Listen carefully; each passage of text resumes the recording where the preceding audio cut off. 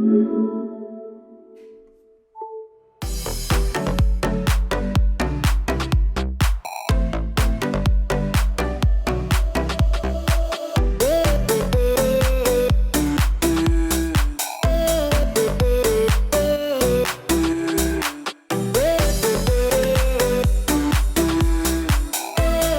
out of my Galaxy phones, this is the Galaxy S6 Active, and this is the rugged active version of the Galaxy S series. So the Galaxy S actually came in a couple different models.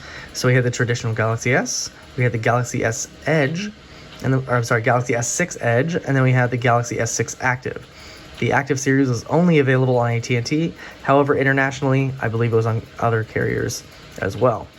So this one was a huge departure from previous Galaxy phones, because I think this is when the quality of Samsung phones went crazy. They went awesome, made these beautiful, beautiful phones. They started using metal, they started using more glass, they changed things up, and it just shows. The Galaxy S6 Active specifically was released in June of 2015, and this one, as I said, is on AT&T.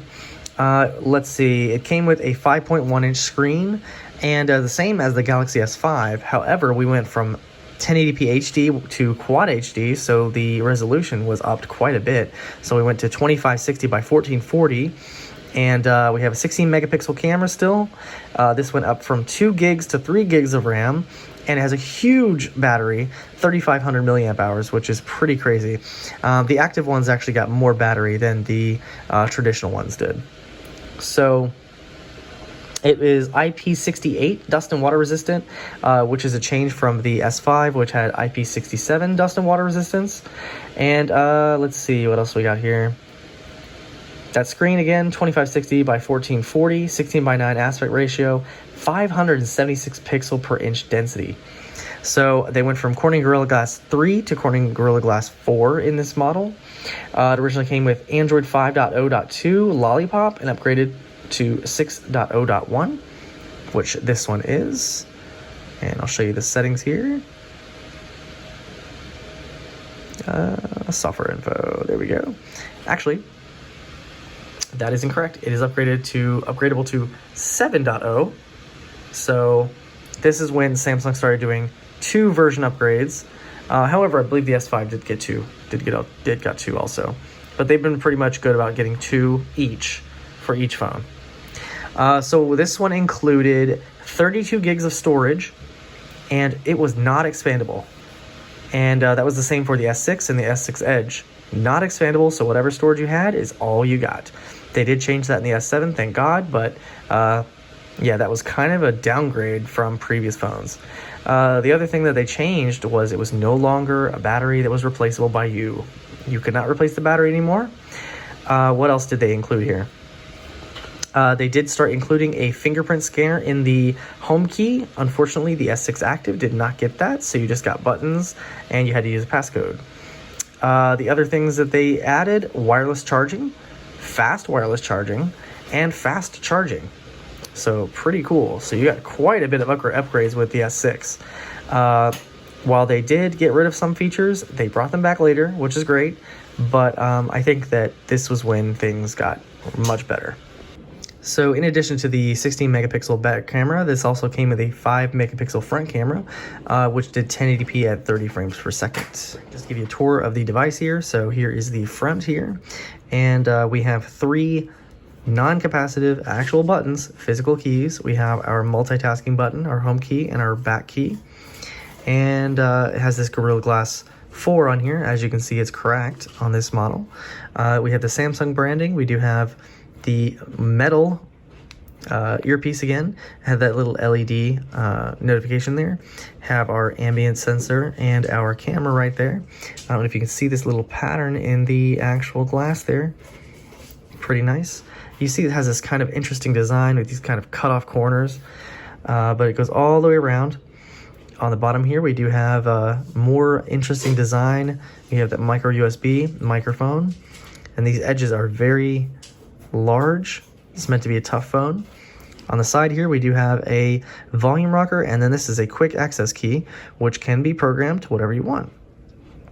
On the top here, we do have a 3.5mm headset jack. I believe we still have an IR blaster right there, and another microphone.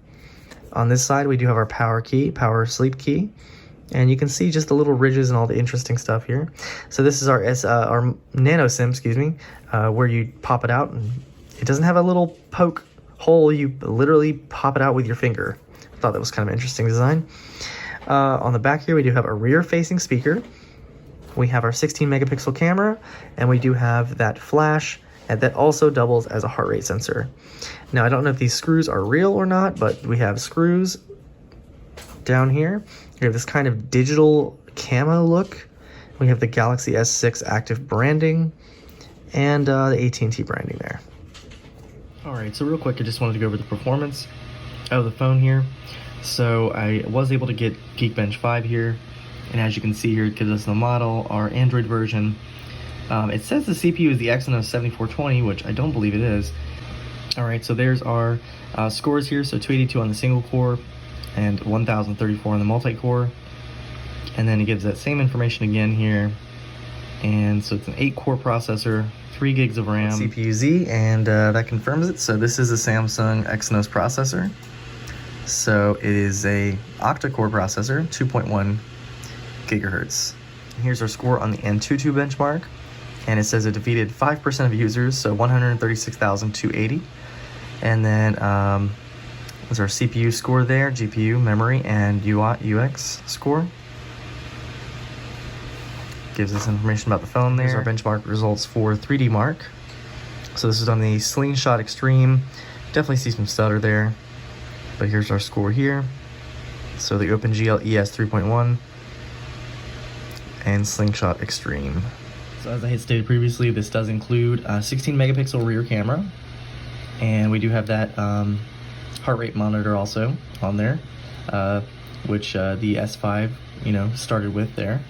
And then we have the 5 megapixel front camera up here, and cool thing, you can double click the home button here to get your camera really easily. And here's our selfie camera. It's actually it does kind of a wide angle, which is kind of cool. Another nice thing here is you can just swipe your finger down or up to switch cameras. And as you can see, we have a couple different options there. So you can switch your camera there. You have HDR, different modes. HDR turned on, flash, your settings there. And you just slide in, you get a bunch of different settings here. So auto, pro, panorama, selective focus, slow motion, fast motion, live broadcast, video collage, virtual shot. And under our settings here, we have a couple different options. So you have your picture size. So you can do 4:3 aspect ratio at 12 megapixels, 4:3 at 8 megapixels, 16:9 at 16, 16:9 at 6, and 1:1 at 8.9 or 8.9 megapixels. Kind of interesting there.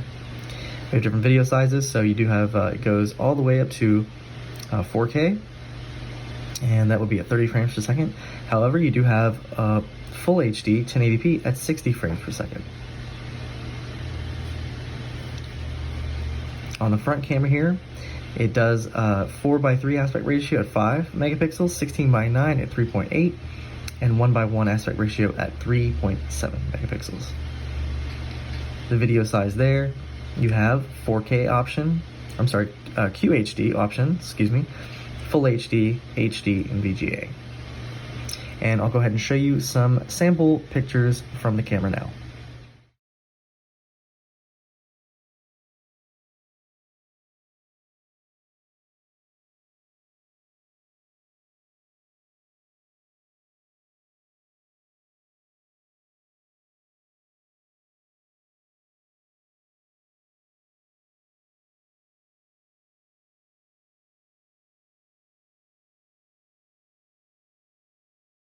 Here's a sample of video from the Galaxy S6 Active.